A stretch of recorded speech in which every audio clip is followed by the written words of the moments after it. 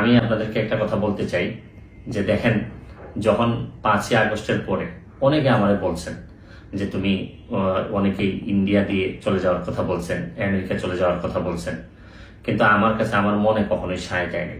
আমার কাছে মনে হয়েছে যে আমি কোনোদিন কোনো দুর্নীতি করি নাই। আমি ঢাকা শহরে 10 বছর ব্যারিস্টার থাকার পরেও আমি কোনো প্লট আমার নাই, ফ্ল্যাট নাই, আমার একটা গাড়ি ছাড়া আমার নামে কোনো সম্পদ নাই। তারপরেও আমি কোনো অপরাধ করি নাই। কেন আমি আমার দেশ ছেড়ে যাব?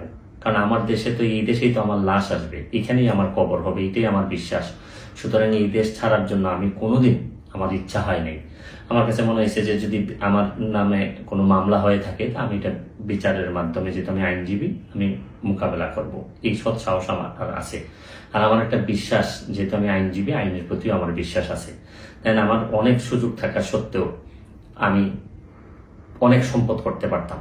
আমার হালাল ইনকাম দিয়ে আমি অনেক সম্পদ করতে পারতাম, কিন্তু পুরা টাকাটা আমি আমার চুনারঘাট, মাধবপুর এবং বিভিন্ন জায়গায়, ইভেন বন্যার সময়, দেশের বিভিন্ন বন্যার ক্রাইসিসে আমি চেষ্টা করছি মানুষের কল্যাণে দাঁড়ানোর। ইভেন সংস্কারের যে কার্যক্রম, এই কার্যক্রমেও আমি এমন সব লোকের বিরুদ্ধে মামলা করছিলাম যাদের বিরুদ্ধে এখন মামলা চলতেছে, কাজ হচ্ছে। এগুলা প্রথমে আমিই শুরু করছিলাম। তারপর আমি মনে করি যে দেশের কল্যাণে এটা কাজ করে যেতে হবে, এখানে ক্রেডিট নেওয়ার কিছু নাই। যদি দেশকে ভালোবাসেন, দেশের সংস্কারে কাজ করতে হবে, এটাই স্বাভাবিক। আমিও মনে করি যে যদি সংস্কারের জন্য আবারও কাজ করার সুযোগ পাই, আমি কাজ করব। আর সুযোগ না পাইলেও আমার কোনো অসুবিধা নেই। আমি একজন আইনজীবী হিসাবে, সুপ্রিম কোর্টের আইনজীবী হিসাবে আমি আমার প্র্যাকটিসটা চালাই যেতে চাই।